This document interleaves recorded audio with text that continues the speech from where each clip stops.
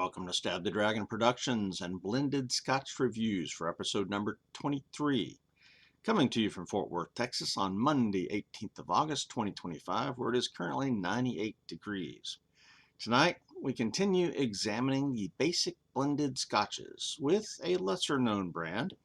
This is a Spirits Direct whiskey from Total Wine called Shieldaig, the classic.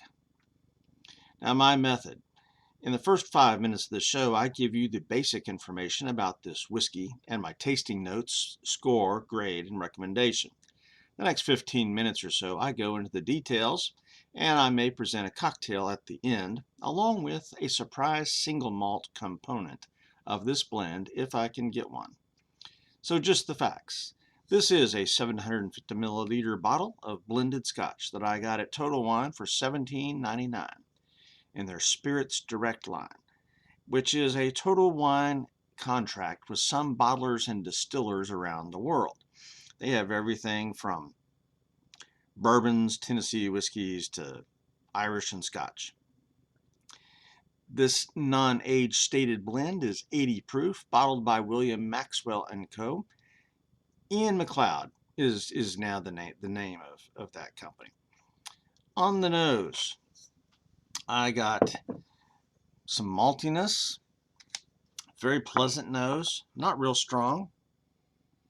No smoke necessarily, maybe a little bit in the background, possibly. The tasting notes, sweet, spicy, malty, hint of smoke in the background on the taste for sure. Very pleasant sipping, a decent burn in the mouth, but nothing going up or down. This was actually surprisingly good. I was very pleased with this. My score was an 80, letter grade for drinkability, an A-. My recommendation, as a neat sipper, this was an A, but it did not hold up for me with ginger ale, so I dropped it down to an A-. Too many other things like its history and composition were almost unknown, but I can still highly recommend this for its taste, price, and value. But again, it takes a hit on availability due to being an exclusive to Total Wine. So if you're not near Total Wine, oh well.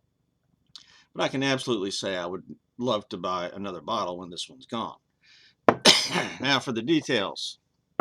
Let's start with the history. William Maxwell & Company is now called Ian McLeod Distillers. And this is a family-owned business. They've been around for over 80 years and created blends and bottle single malts from distilleries that have some overproduction or second choice barrels. Shieldaig is one of their big brands, and Total Wine is their main retailer in America. And their Spirits Direct lineup. And so you're not going to get it anywhere else. The name Shieldaig refers to a village on the northwest coast of Scotland known for its herring. The name is Old Norse because of the heavy Norse influence on Scotland, and it means lock of the herring. So I get a vision of Vikings fishing for herring in this lock 1,000 years ago. So 4 out of 5 on history for Shieldaig Classic. Bottle, label, and marketing. The bottle is kind of the classic whiskey bottle shape. Nothing real fancy, but still a nice shape for a bottle. The label is very nice without being fancy. It utilizes some old-fashioned shaded or shadowed font there with light brown coloring that matches the whiskey. The label is not overly large and the bottle is clear, so you get a good look at the whiskey inside the bottle. Again, it's only sold in Total Wine, so it's got limited marketing. I've searched and found no advertisements for this blend, although this is the classic, although for the 12-year blend, there are some advertisements for that. And those advertisements are put out by Total Wine using the Master of Malt for that brand, John Glass. So for bottle, label, and marketing, 4 out of 5 points. Appearance.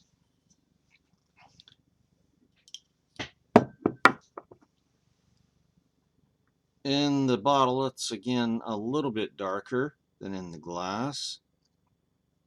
Very light straw colored in the glass. And I would say pale honey colored, but again, the honey you get today in the stores is much darker than the Uvalde honey that I got as a kid because my dad was from Uvalde, Texas. And at the time, it was known as the honey capital of the world. And so I grew up having that very light, uh, pale honey that was super sweet. It was amazing. So appearance, 2 out of 5 points. Composition. We're told in the video for the 12-year-old blend that it's made from a blend of Islay and Speyside whiskeys, but no real information on anything else. But Ian McLeod does own a couple of distilleries, Tamdhu, Speyside Distillery, and Glengoyne, a Highland distillery. And so you can presume that maybe some of those are likely in here. And Ian McLeod also has a long relationship with Talisker. One of their blends, known as Isle of Skye, used Talisker for many decades. So, you know, you can look at some of those. They also own the Smokehead brand, and that's an Islay. And so maybe some Smokehead, again, comes from another distillery, but on Islay, maybe Kalila, perhaps, because the same company puts out, like I said, Isle of Skye. So there's a lot of guesswork here, nothing really definite, but 11 of 15 for composition. Now for the nosing. A light nose of honey, malt, heather. I think possibly some apple as well, but very light. I'm not sure. I don't think I'm picking up peat, but there's something maybe in the background. But it's all good. This has actually got a very interesting and pleasant nose. Not real strong. It's a little bit light. But the fact that I can smell anything with my nose, as bad as it is amazing. So 8 out of 10 for the nose. Palate. Cheers.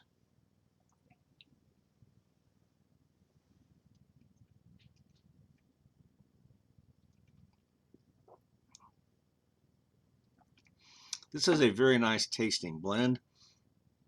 The tasting notes stick closely to the nose. Little surprise at towards the back end. I think there's a slight touch of peat in the background. Not even as much as Dewar's, I don't think. But this was an instant favorite for a remarkably low price. For under $18. This would be a daily sipper that would compare favorably, I think, with Dewar's White or Ballantine's Finest or Grant's. So really the palate here was very good. 21 out of 25. Mouthfeel, burn, and finish.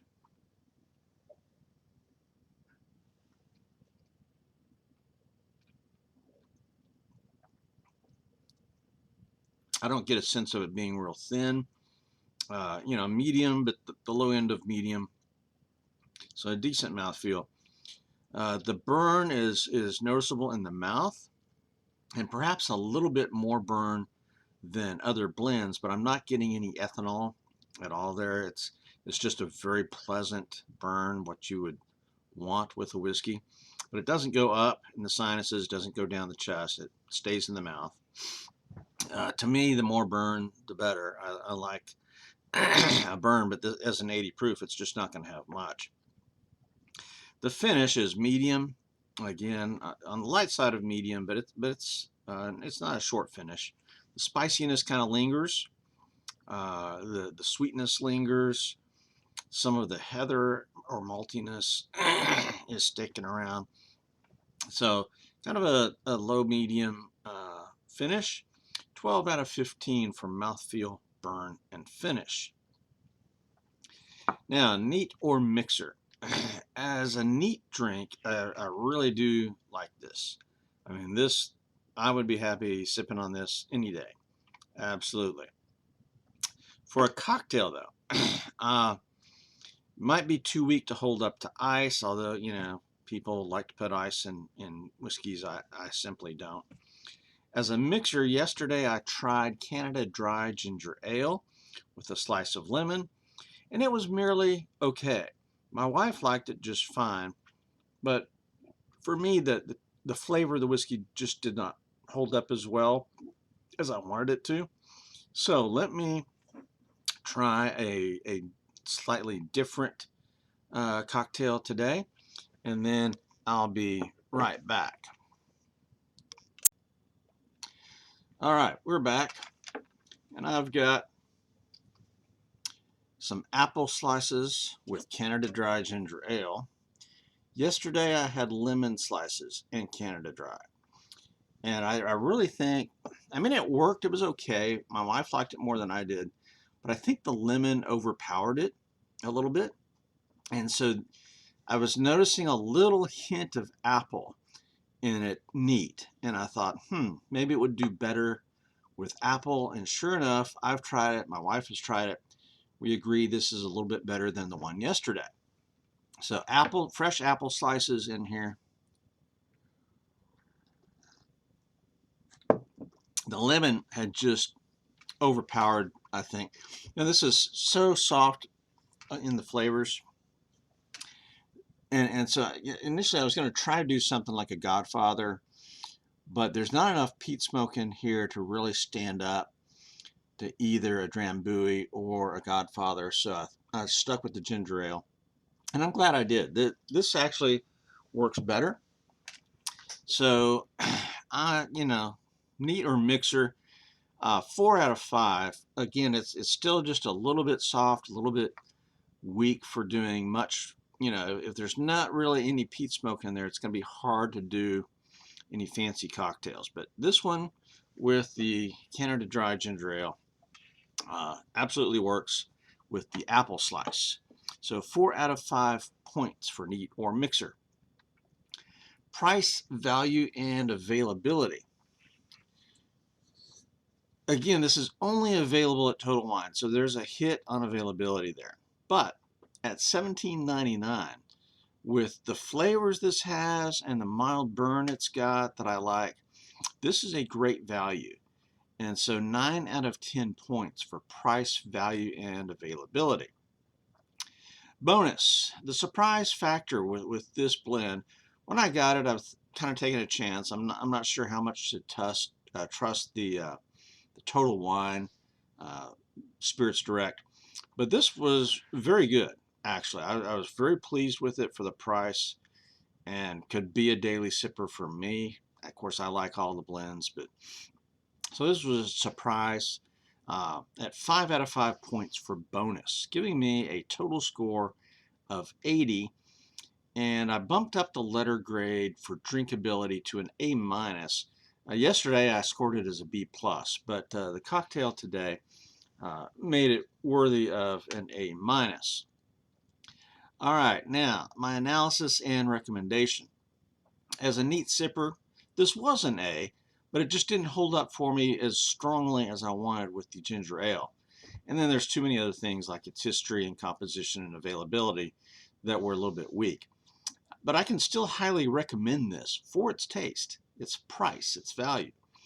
Again, it's going to take a hit on that availability, but I can absolutely say that I would enjoy another bottle of this. And this one's, getting low, obviously. When I do these taste testings, I spend a lot of time on these bottles, and so it's almost getting low.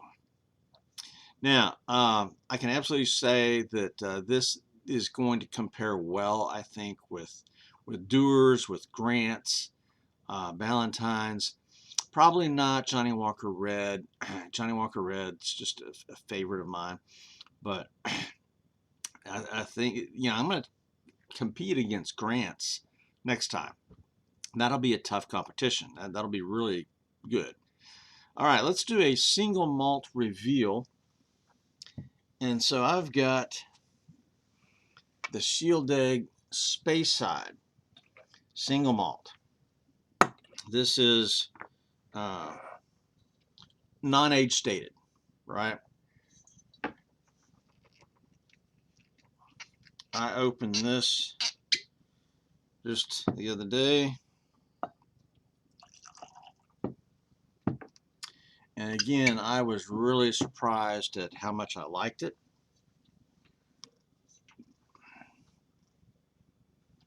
It's still very light in color.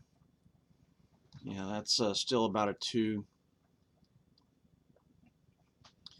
But the ideal here is to compare it with the blend.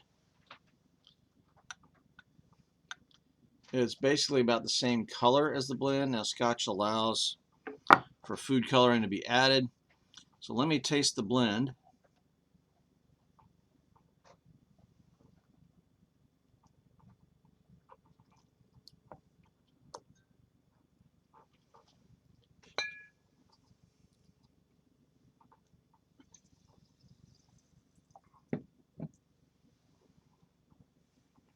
And now the single malt Speyside.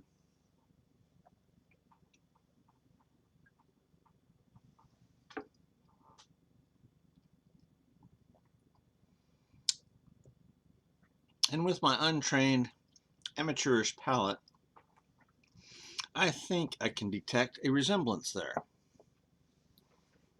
Now, obviously, the single malt, the flavors are more intense. You get that strong single malt funk that goes right through the middle of it. But I think there's definitely a relationship between the two. And again, the single malt, I think that's just a wonderful drink. I was very pleased with that. Again, for like $23. Amazing.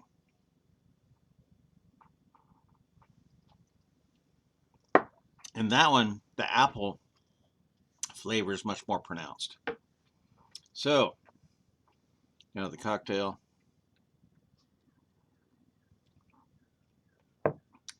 Yeah, the apple flavor is enhanced there. All right. Well, that's it for Blended Scotch Reviews and Stab the Dragon Productions today. The next time we meet, though, there's going to be a head-to-head competition between Shieldaig and Grants.